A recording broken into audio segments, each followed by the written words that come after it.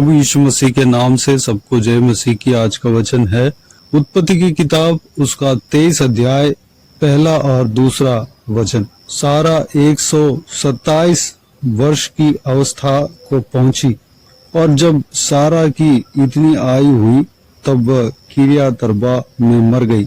यह कनान देश में है और एब्रोन भी कहलाता है। इसलिए अब्राहम सारा के लिए रोने पीटने को वहां गया। मेरे प्रियो, आज हम मृत्यु जो परमेश्वर के दासों के जो आयु के विषय में हम बात करने वाले हैं। सारा जो कि सारा कौन है? सारा अब्राहम के जो कि परमेश्वर के दास था, उनके पत्नी था और अब्राहम के हर तरफ से सपोर्ट करता हुआ गया। अब्राहम जो विश्वास में धनी था, विश्वास में और आत्मिक जीवन में धनी था, सारा भी अब्राहम के साथ साथ रहा।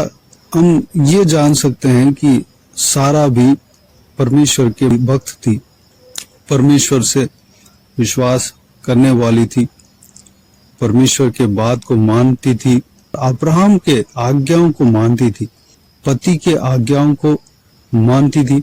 जैसे जैसे अब्राहम करने के लिए कहा वैसे करती थी, क्योंकि एक जगह पर अबीमेलेक के पास या मिस्र देश में जहां कहीं भी अब्राहम ने लेकर गया रहने के लिए, वहां पर अब्राहम ने अपने पत्नी सारा से कहा, कोई भी तुझसे पूछे कि तुम्हारे लिए मैं कौन हूं तो तू कहना कि मेरा भाई है। ठीक उसी तरह उसने कहा सारा से, अगर जो कोई भी पूछे कि ये कौन है तो सारा भी कहती थी ये मेरा भाई है।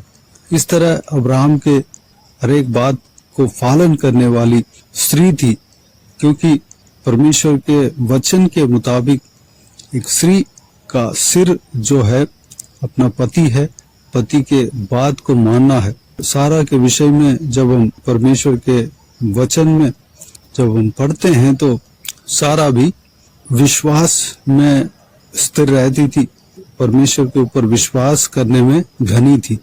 हाँ, कहीं कहीं उनके विश्वास अपने परिस्थिति के कारण कुछ कमजोर हुए हों, लेकिन इतना साल अब्राहम के साथ वह चलती थी। अब्राहम परमेश्वर के साथ साथ चलने के लिए सारा भी एक कारण होना चाहिए, क्योंकि अपने जीवन साथी जब साथ देते हैं तो वो व्यक्ति बड़ी आसानी से परमेश्वर के बात मानकर परमेश्वर के आज्ञाओं के अनुसार चल सकते हैं। अगर हमारे साथी जीवन साथी साथ नहीं देते तो थोड़ा स्ट्रगल हो जाता है। अब्राहम के विषय में सारा एक अच्छा सपोर्ट करने वाली स्त्री थी, पत्नी थी। सारा भी धर्मी स्त्री थी। सारा के उम्र के विषय में जब हम देखते हैं, यहाँ पर 127 वर्ष इस दुनिया में रही और उसके बाद उसकी आयु पूरी हुई। मेरे प्रियो, हम सिर्फ सारा के विषय में ही नहीं बल्कि जितने भी धर्मी व्यक्ति है पवित्र बाइबल में, जो कोई भी धर्मी व्यक्ति जो कि परमेश्वर के भाई मान के चलते थे, इन सबका आयु को जब हम देखते हैं तो वह अपने पूरे आयु जी कर गया। परमेश्वर के लिए जो जो काम करना था सारा करके उसके बाद वह एक तसल्ली के साथ इस धरती को छोड़कर गया, क्योंकि परमेश्वर का वचन एक जगह पर कहता है कि अब्राहम जानता था कि हम परदेशी की तरह जी रहे हैं इस दुनिया में, इस संसार में, इस धरती में हम परदेशी की तरह जी रहे हैं। कभी ना कभी हम हमारे घर में यानी कि स्वर्ग में हमें जाना पड़ेगा। ये जो है टेम्पररी जीवन है। ये जीवन जो है हम जिस तरह अपने घर से बाहर जाते हैं, परदेशी की तरह जाते हैं, वैसे ही हम इस धरती में जी रहे हैं। हमारा अनंत नगर, अनंत हमारे जो घर है वह जहाँ परमेश्वर प्रभु यीशु मसीह रहता है वहां पर है, स्वर्ग है। स्वर्ग ही हमारा स्थान है। परमेश्वर हमारे लिए वहीं पर घर बना रहे हैं। मेरे प्रियो, सारा पूरे आयु जीने के विषय में हमने आज देख रहे हैं। सारा ही नहीं बल्कि अब्राहम भी पूरे आयु जिया, क्योंकि परमेश्वर ने जो आयु अब्राहम को नियुक्त किया उतना आयु उन्होंने जिया। परमेश्वर का वचन कहता है कि अब्राहम पूरी उम्र अच्छे से जिया। धर्मी व्यक्ति परमेश्वर की इच्छा के मुताबिक पूरे आयु जीता है। हम अब्राहम ही नहीं बल्कि हर एक धर्मी व्यक्तियों के जीवन में जब हम देखते हैं तो उनका उम्र अच्छा रहा। वह उनकी जो है मृत्यु बीच में नहीं हुआ। वह जिस मुद्दा के लिए इस धरती में आया, जिस परमेश्वर के काम के लिए इस धरती में आया, उस काम को पूरा करके उनके मृत्यु हुआ। प्रकाशित वाक्य उसका 14 अध्याय 13 वचन में जब हम देखते हैं, फिर मैंने स्वर्ग से यह शब्द सुना, लिख, जो पुस्तक प्रभु में मरते हैं वे अब से धन्य हैं। आत्मा कहता है हाँ, क्योंकि वे अपने सारे परिश्रम से विश्राम पाएंगे और उनके कार्य उनके साथ हो लेते हैं। हमें कुछ काम करने के लिए परमेश्वर इस दुनिया में भेजा है, हमें जन्म लिया है। वो क्या काम है? इस संसार में हम जीने के लिए हमें भोजन चाहिए, अन्न चाहिए, वस्त्र चाहिए, रहने के लिए जगह चाहिए, उसके लिए हम परिश्रम करते हैं। वह जो है हम जीने के लिए है। लेकिन हम किस लिए आए हैं? परमेश्वर किस लिए इस धरती में हमें भेजा है? परमेश्वर के काम को करने के लिए, परमेश्वर के योजना, जो परमेश्वर के राज्य के लिए कुछ काम हमारे लिए नियुक्त किया है, उस काम को करने के लिए परमेश्वर ने हमें इस धरती में जन्म दिया है। इस जो हमने प्रकाशित वाक्य में पढ़ा, उनके कार्य उनके साथ हो लेते हैं। जो व्यक्ति प्रभु में मरते हैं वे धन्य है। आत्मा कहता है हाँ, क्योंकि वे अपने सारे परिश्रम से विश्राम पाएंगे। हम परमेश्वर के लिए परिश्रम करने के लिए आए हैं। अगर हम परमेश्वर के काम को नहीं किए, हम भटक गए हैं, तो हम प्रभु में नहीं मरते हैं, प्रभु में हमारा मृत्यु नहीं हुआ और पाप के जिंदगी में जीते जीते हम मर गए, तो हम हमारे मृत्यु के बाद हम उस अनंत जीवन में, स्वर्ग राज्य में प्रवेश नहीं कर सकते। हमारे लिए जो कर्म है, उस कर्म को हमें करना है। हमें मृत्यु तक प्रभु में बने रहना है, विश्वास में बने रहना है।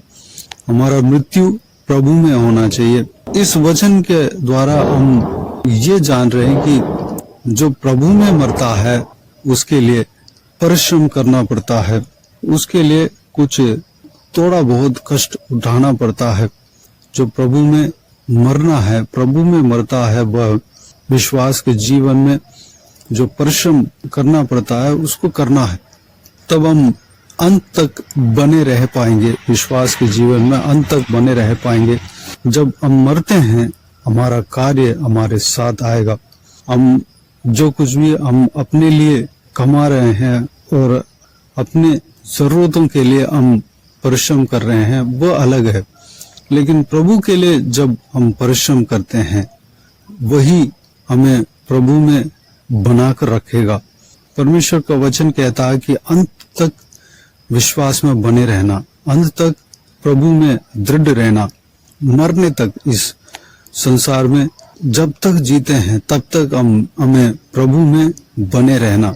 वो व्यक्ति जो है धन्य है, उसके आयु भी अच्छा रहता है। जो परमेश्वर ने उस व्यक्ति के लिए जितना आयु नियुक्त किया है उतना आयु जी पाता है। मेरे प्रियो, सारा के विषय में जब हमने देखा, वह प्रभु में मरी थी। अब्राहम भी प्रभु में मरे थे। दाऊद और जितने भी लोग हैं, जो धर्मी व्यक्ति है, वह सब प्रभु में रहे और प्रभु में मरे। मौत तक प्रभु के लिए, प्रभु के उपस्थिति में स्थिर रहे, मौत तक विश्वास में स्थिर रहे, मौत तक वह परमेश्वर को नहीं छोड़े। कुछ लोग ऐसे हैं कि जैसे कि एनोक, एलिया, वह सब मृत्यु को नहीं देखा, वह प्रभु के साथ साथ चलते गए और प्रभु ने उन्हें उठा लिया। वैसे देखते देखते गायब हो गए, आकाश में उठा लिए गए। मेरे प्रियो, जब हम प्रभु में मरते हैं हम धन्य कहलाए जाते हैं। जो हम परिश्रम करते हैं, जो प्रभु के लिए हम परिश्रम करते हैं, या इस संसार में विश्वास के जीवन में जीने के लिए जो कुछ भी परिश्रम हमें करना पड़ता है, सारा परिश्रम करते हैं, सारा कार्य जो परमेश्वर के लिए करते हैं, परमेश्वर के आज्ञाओं के अनुसार चलने में जो कुछ भी हमें कष्ट उठाना पड़ता है, उस सारा कष्ट का, सारा परिश्रम का फल है। उस फल को हमें स्वर्ग में परमेश्वर हमें देगा। इस संसार में परमेश्वर हमें, हम जीने के लिए जो कुछ भी जरूरतें हैं सब कुछ हमें देता है, लेकिन स्वर्ग में हमें फल मिलेगा, हमें मुकुट मिलेगा। जो परमेश्वर हमें गिफ्ट देना चाहे, ऑनर करना चाहे, परमेश्वर हमें करेगा। ये जो जीवन है हमारे लिए टेम्पररी है। हम परदेशी की तरह जी रहे हैं। जो इस संसार में हम जो दुख उठा रहे हैं, परिश्रम कर रहे हैं, उससे हम हमारा मृत्यु में राहत पाएंगे। हमारा मृत्यु में हमें डर नहीं रहेगा, क्योंकि हम प्रभु में मरेंगे तो वह डर नहीं रहेगा, क्योंकि हम अपने पापा के घर में जाएंगे और हमारे स्वर्गीय पिता के साथ रहेंगे। स्वर्गीय पिता को हमेशा आराधना उपासना करते रहेंगे। वहां पर कोई रोना नहीं होगा, कोई आंसू नहीं होगी, कोई बीमारी नहीं होगा, कोई दुख नहीं होगा, कोई संकट भरे समय नहीं होगा, कोई क्लेश नहीं होगा, कोई झगड़ा मारपीट, कोई हमें दुखी देने वाली बातें नहीं होगा। वहां पर आनंद ही आनंद होगा। वहां पर प्रभु यीशु मसीह रहेंगे और पिता परमेश्वर रहेंगे। स्वर्गदूतों के साथ हमको परमेश्वर का आराधना करना होगा। वह आनंद की बात होता है। मेरे प्रियो, परमेश्वर का वचन कहता है, जब हम मरते समय हमारा कार्य जो भी है, हम जो कुछ भी कर्म करते हैं वह हमारे साथ जाता है। अगर हम बुराई करते हैं तो वह कर्म हमारे साथ जाता है। हम जो जी रहे हैं वह आयु जो है 70, 80, 90, 100 या जैसे भी हम कह सकते हैं, लेकिन उस आयु में हमारा कार्य जो है, जो कुछ भी हम कर रहे हैं वह कार्य हमारे साथ आएंगे। उस कार्य का फल हमें मिलेगा। अगर हम बुराई कर रहे हैं तो बुराई का फल हमें मिलेगा। हम भलाई कर रहे हैं तो भलाई का फल हमें मिलेगा। परमेश्वर का काम कर रहे हैं तो परमेश्वर का उस काम का फल हमें मिलेगा। मेरे प्रियो, इस जीवन में जो हमारे लिए बचा है, उस जीवन में परमेश्वर के लिए कुछ काम करें, भलाई का काम करें। जो परमेश्वर को बाता है उस काम को हमें करना है। प्रभु में बनना है। हम लालच में नहीं बनना है, पाप में नहीं बनना है, शैतानी चीजों में जाकर नहीं पड़ना है, उसमें नहीं मरना है। हमें प्रभु में मरना है। जब हम प्रभु में रहने के लिए जब हम चाहेंगे तो प्रभु हमारे लिए जो काम वह नियुक्त किया है उस काम को हमारे द्वारा पूरा कर ही हमें अपने घर में बुलाएगा। जब प्रभु यीशु मसीह इस संसार में मानव जाति बनकर, मनुष्य बनकर, इंसान बनकर आया तो अपने उनके सारे काम को पूरा करके वह अपने प्राण को स्वर्गीय पिता के पास सौंपा। मेरे प्रियो, ऐसे ही जिस काम के लिए परमेश्वर ने हमें भेजा है उस काम को हमको जानकर उस काम को करना है। मेरे प्रियो, आइए इस विषय के लिए अपने आप को परमेश्वर के हाथों में समर्पित करें। हम प्रार्थना में जाएं। महान परमेश्वर, शक्तिशाली परमेश्वर, स्वर्गीय पिता, हमारे बाप, आपको धन्यवाद देते हैं। परमेश्वर, आज का इस आपके बहुमूल्य वचन के लिए आपको धन्यवाद देते हैं। परमेश्वर, आज परमेश्वर मृत्यु के विषय में हमने मनन किया, सारा के मृत्यु के विषय में हमने मनन किया। परमेश्वर, हालेलुया, जितने भी धर्मी व्यक्ति है उनका मृत्यु के विषय में हमने देखा। परमेश्वर, हालेलुया, ज्यादा नहीं थोड़ा बहुत देखा। परमेश्वर पिताजी, वह लोग प्रभु में मरे थे। परमेश्वर, अंत तक विश्वास में बने रहे। परमेश्वर, पिताजी उनके कर्म को वह लेकर गए। परमेश्वर पिताजी हालेलुया, जो कोई भी जन मरते हैं परमेश्वर प्रभु में मरते हैं, वह अपना परिश्रम से छुटकारा पाते हैं और विश्राम पाते हैं और अपने कार्य को अपने साथ लेकर जाते हैं। परमेश्वर इस विषय के बारे में हमने देखा पिता। परमेश्वर हमारे लिए हालेलुया जो काम आपने नियुक्त किया है, जिस काम के लिए हमें भेजा है परमेश्वर, उस काम को हम करने पाए, आपकी योजना को हम पूरा करने पाए, आपके राज्य के लिए हम काम करने पाए, हमारा कार्य को हम लेकर जाएंगे। हम इस धरती में परदेशी की तरह हैं परमेश्वर। जिस तरह अब्राहम सोचा था वैसे ही हम भी सोचने पाए परमेश्वर। हमारे लिए अनंत घर जो है स्वर्ग में है परमेश्वर। आप हमारे लिए एक निवास स्थान, आप हमारे लिए एक घर वहां पर स्वर्ग में बना रहे हैं परमेश्वर। वही हमारे अनंत घर है पिता। पिताजी रहने का स्थान है परमेश्वर। हालेलुया, हम स्वर्ग में जीने के लिए हम इस संसार में प्रभु में हम जीने पाए परमेश्वर। प्रभु यीशु मसीह के ऊपर हम विश्वास करके चलने पाए। प्रभु यीशु मसीह का जो योजना है हमारे लिए, उस योजना को पूरा करने पाए, उस कार्य को हम करने पाए परमेश्वर। पिताजी हमारा करते हुए सही रहने पाए परमेश्वर। आपको भाता हुआ काम होने पाए परमेश्वर, अनुग्रह देना पिता। जितना भी जन परमेश्वर धर्मी व्यक्ति विश्वास में मरे थे परमेश्वर, अंत तक विश्वास में बने रहे। हालेलुया, बस सब प्रभु में मरे। हम भी परमेश्वर, हमारा मृत्यु प्रभु में होना चाहिए परमेश्वर।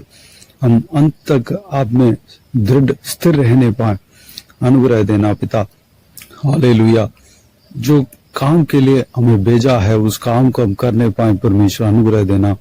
हम भटकने नहीं पाए परमेश्वर।